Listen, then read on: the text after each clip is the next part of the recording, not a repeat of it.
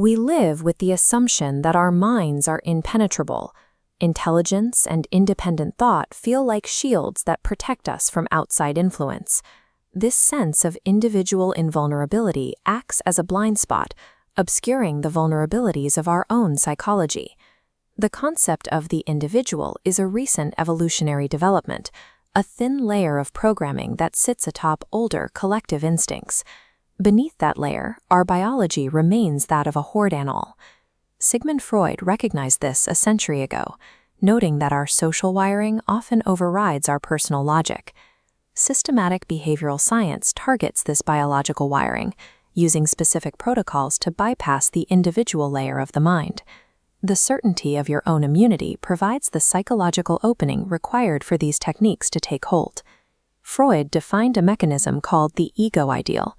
This internal faculty evaluates the self and filters reality, acting as a barrier against hostile information. Totalist environments apply psychological pressure until this internal compass breaks.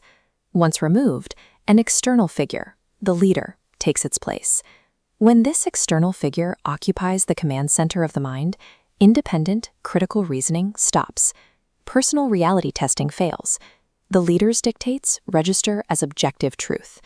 20th century thought reform programs applied this theory through environmental pressure and public shaming to systematically dismantle individual identity. Psychiatrist Robert J. Lifton identified these systems as totalist. In these environments, the group controls every piece of information the victim receives.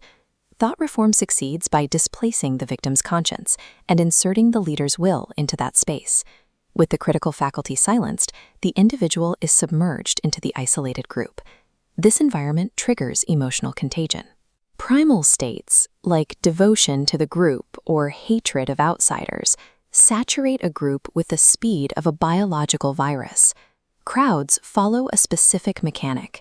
As emotional intensity rises, intellectual reasoning capacity falls. Personal autonomy vanishes in these moments. Individuals automatically mirror the gestures, facial expressions, and aggression of the collective.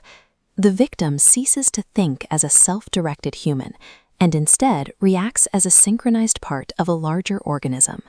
Compliance often continues without physical restraints. Victims frequently stay and submit of their own volition. Freud argued that group psychology shares the same internal architecture as falling in love or being hypnotized. Artificial groups rely on a central illusion, the belief that the leader loves every member with equal justice. This shared devotion creates peer-to-peer bonds. Strangers become a loyal brotherhood based on their mutual submission to the same ideal. By hijacking the biological need for belonging, a group locks its members in a state of uncritical, hypnotic fascination. At the end of this protocol, the previous identity is gone, replaced by a compliant automaton.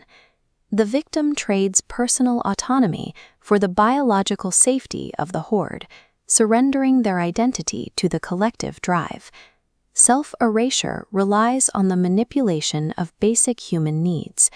Advanced technology or physical force are secondary to the control of the environment. Systematic isolation and the exploitation of the drive for love are the primary tools used to overwrite the mind. Believing your mind is an unbreachable fortress leaves the gates open for those who know how to walk in.